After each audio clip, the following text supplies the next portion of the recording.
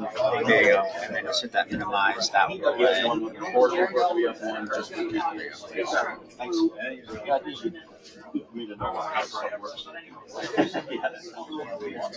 All right, 6:30. We'll get started quick. Good morning, everybody. How was the drive-in? Got worse as it went, I guess.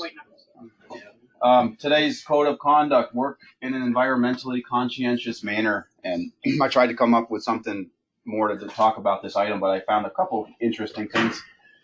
You take the word conscious, which is like aware, like you get knocked unconscious, you're not really aware of anything, versus conscientious.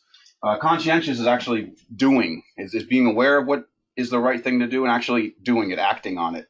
So this code of conduct item is not about giving a crap about the environment or the things around you. It's actually about doing. So everyone come up with something good this week that you typically haven't been doing, and start doing it, even if it's something as little as recycling those water bottles instead of throwing them in the trash, or something of that nature.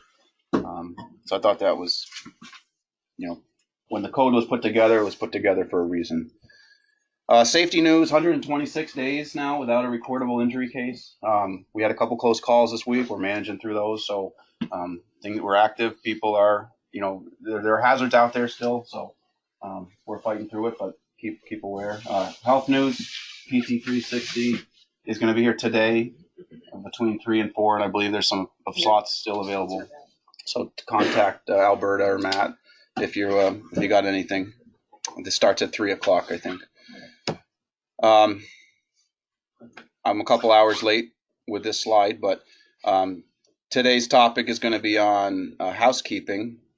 And with the winter coming, a little bit of dusting of snow can make a really, really messy site look really, really clean all of a sudden, right?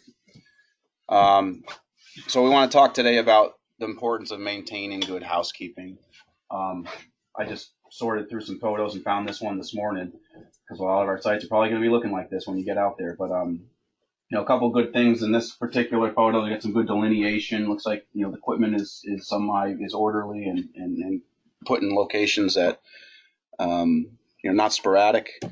But in general, housekeeping, Safeopedia, like Wikipedia and Encyclopedia. Safeopedia says that housekeeping is the routine cleaning and organizing of the workplace. So that's kind of the focus today, is that routine cleaning and organizing of the workplace.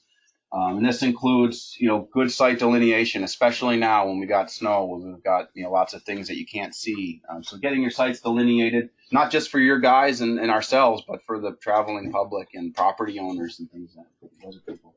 Removal of trash, debris, and excess material from the project site. Get it off the ground, get containment, get dumpsters, get bags and get pails.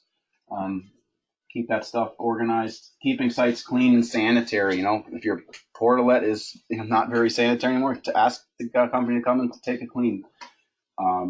Make sure we're not we don't have any spills or any ongoing oil leaks or things like that we need to take care of.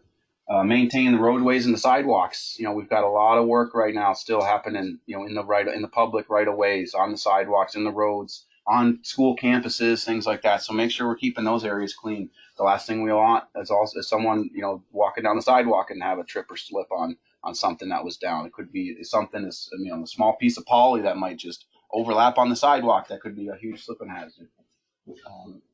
Organizing materials. So, keep things square to the job site. Don't have piles, all different angles and all different orientations. Keep your materials straight and orderly. Keep them confined so you can, but not too confined to where you can't access them conveniently with the loader or whatever machines you're moving the materials with. And then keep your tools and your equipment organized, your tool trailers especially, and then make sure you can find things. We all have it. Every day we're on the job site, I'm sure we ask ourselves a bunch of different questions to the guys. Where are those bolts, or where's that material? I thought it was here. It's not there anymore. Somewhere else. Someone moved it. Someone kicked it. The bucket fell over. Where's my chain and shackles? I heard that just 5 times just yesterday. And then spill kits too. We're always, sometimes you get that spill and everyone's rushing around trying to find that spill kit. Those are just a couple examples, but we don't want to be in that situation. We want to have, we want to know where our stuff is. We want to have it organized. We want the crews and everybody on the job site to also know where it is. So it's not just for ourselves personally, but it's for everybody who's working on the site and everyone who comes to the site too. We've got a lot of different, if a concrete crew shows up on your job site to help you with some of the concrete work, you want them to see order. You want them to know where things are. You want them to understand where, how to go about conducting their work.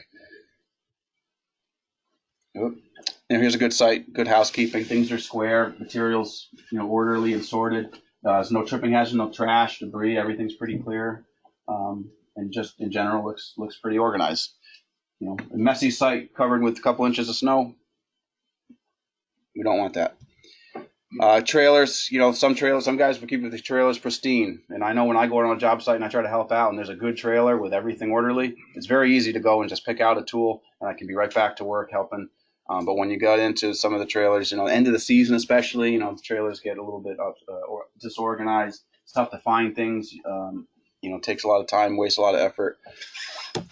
So effects of good housekeeping in general, to wrap it up, we lessen the risk of slip, trips, and falls, which is the number 2 focus of injuries in the workplace, slips and trips. It lessens the risk of tool and equipment damage. If your site's a mess and you've got tools that are, you can't even tell if they're damaged or not, lead cords and things like that. Increases productivity, right? You're not spending time trying to find things. You prevent fires. That's a big hazard when you talk about bad housekeeping, especially with lots of lumber and flammables. You want to maintain cleanliness of that. Protects the environment, and we're working in an environmentally conscientious manner, so that's applicable. And it promotes a good company image. People driving down the road see our job sites, they see order, they see cleanliness. That's a good thing. That's what we want. So, any questions on that? Any comments?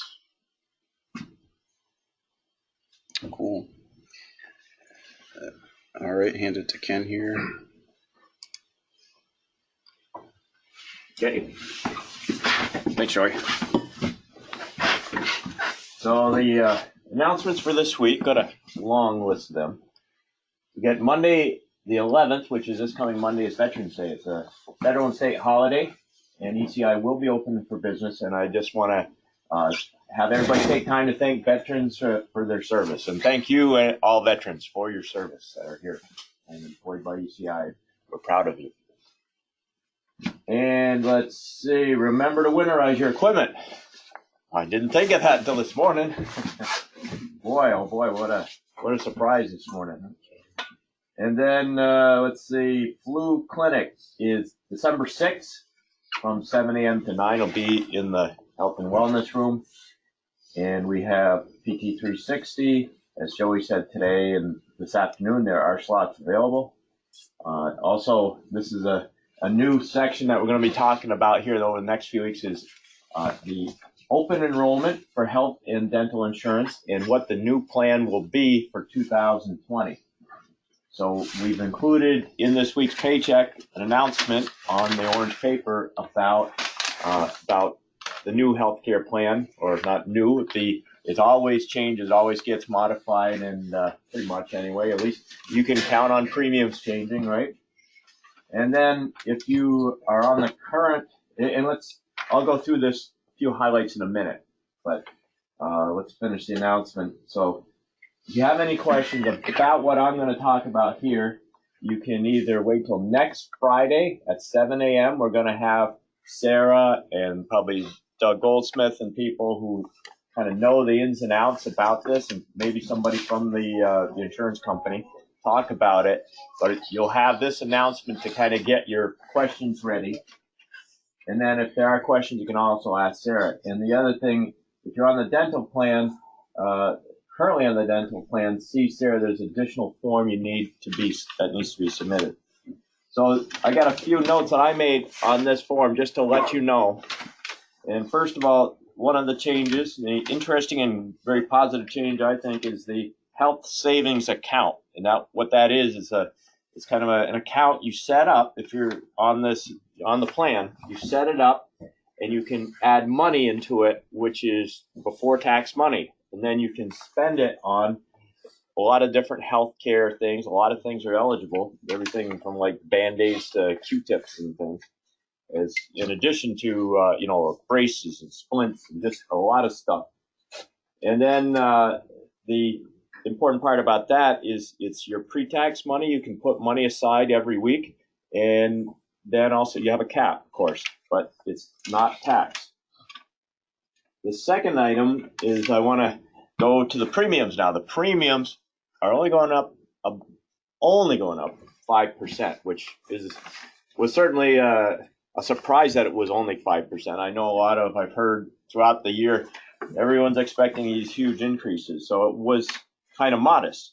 Now what the company has done for that 5%, your premiums will go up 5%, but we're offsetting that by making regular contributions to your HSA account.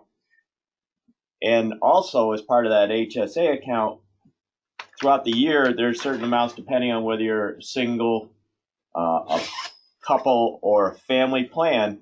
We're gonna, there's a certain amount that you get after the whole year. We're taking and doing a 50% bonus of the money you'd get for a year, 50% of that, a one-time bonus in January to put in that account to get you started. So if you're on the plan, this I think is a great way, I think, to offset that increase in the premium.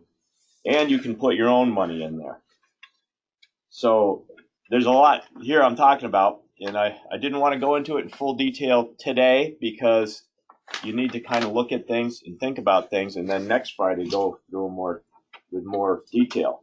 So the other thing is that I want to mention to keep putting in your mind right now, and I think next Friday, the bank will be here, I believe, to set it up the accounts. So in order to get this money that the company wants to put in your account, you have to set up an account. And it has to be set up like in next Friday will be the most convenient time, not necessarily the last time you can do it. And then let's see, the other change, the deductibles and everything, we kept the same, no changes. But there is a change in what is deductible. Some prescription drugs are not 100% or not co-pays anymore. They're part of your deductible. So if you have a lot of drug expenses, not drug expenses like your regular blood pressure and cholesterol drugs, those are all covered at 100%. But if you're in that different category, say you need antibiotics, I think is a good example that antibiotics prescribed come out of your deductible. So that's could be a fairly good difference, but we're hoping that it'll balance out pretty good with the HSA being able to pay that off. And overall, it keeps the premiums down because one of the biggest expenses in the healthcare industry is the prescription drug costs. It's out of control. So that's what I got for this announcement. So check it out, especially if you're on the plan. Oh, the other thing I want to know is that open enrollment starts it's considered from now on to the end of the year. So if you're not on the plan, you can come over to the plan between now and January 1st. January 1st would be your start date, but you got to get set up. You got to get the information. You got to sign all the documents. You got to get your deductions set up in your payroll starting in December so that you're all paid up on your premiums going into it. And you need to be, let's see, I don't think there's anything here on eligibility. Do you know, Scotty or Ben? It's open right now. Yeah, but you have to be with ECI. Well, if you're recent with ECI, I think everybody can, yeah. Because if you're recent with ECI, like within a few weeks, you automatically are allowed on the plan anyway. So there's no real eligibility requirements in that way. Next Friday morning, 7 a.m., there'll be a full, complete discussion about it after you've had a chance to absorb all the information there. So bring your questions. If you're currently on the plan, you should definitely go to that meeting. If you're interested in the plan, certainly you should also go. All right, so back to the regular meeting stuff here. We've got the UVM Bodie building, utility and sidewalk improvement job that we're profiling. So I think we might have covered this early in the year when we started the job, but ECI is nearing completion of the UVM Bodie utility and sidewalk improvements. The last of concrete sidewalk and curbing poured earlier this week, and final grading, paving, and line striping wrapping up the end of this week, weather permitting. Yeah, I don't know if we'll be doing much line striping today. So steam manhole vaults, which was part of the infrastructure below the parking lot, had to get upgraded and replaced. The vaults have been waterproof backfill with a total of 5 manhole entrances, receiving new concrete risers and fiberlight composite rims and covers. There was a lot to this refitting. Low pressure steam, chilled, and domestic water services have all been terminated to the neighboring buildings. So you got Ira Allen, Billings, Library, Torrey Hall, and Perkins, all with penetration below now being waterproofed and backfilled. And we got some remaining work will be to complete the STEM building service parking lot and regrading drainage of the rain garden off from Colchester Avenue. So that's near the new STEM building. I don't remember whether that's Discovery or Innovation, but there's a little parking area. I think, is that a handicap, Chris? Service vehicles. Okay. There is going to be a handicap stall there. Yeah. Okay. Little retaining wall box came from Camp Precast, and this is along the Billings, and the STEM building is over on the left out of the picture. Bodie is right here, and all that whole area is all new concrete surfaces. There's quite a bit to it. There's planters and just a lot of concrete there for sure. A lot of flat work. Here's some information. And then this is Bodie building. So that area where the parking at the STEM is right there. This is the bridge from Bodie to the STEM building. And looking down that site, looks like what we're doing right there. That whole area was part of the project. And that's the old Billings Library. Looks like we're just getting some of the restoration work together there. And this was one of the penetrations. This was probably into Torrey? No. Perkins. That's in the Perkins, yep. A lot of steam and chill water going in there. And some paving going on there.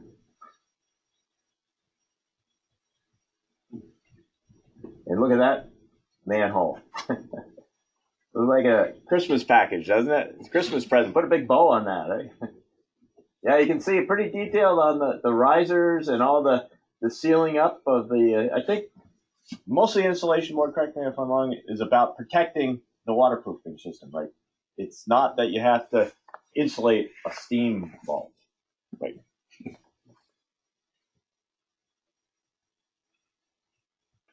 And then you can see, like sometimes happens on our job, it's very tight, complex, a lot of things going on from different directions. So in a busy, this would have been cool to show all the people who walk through the site or around the site during the day. Every time class changes, there's seems like 500 people running back and forth. So pretty cool job, almost done. And look at this, from the photo archive, there's the old Bronco. There's Alan. I'm not sure I put a name to that person, but that's Dave Guerin over there from the city. He helped out a lot on the signal work. And the old Bronco was kind of, oh, now we got the Jeep, right? Oh, shit, the Jeep's here. Back then it was like, oh, no, the Bronco's here. So, all right, good. Well, have a good day out there. Be safe. Be careful out there because it was kind of slippery since the roads hadn't been treated.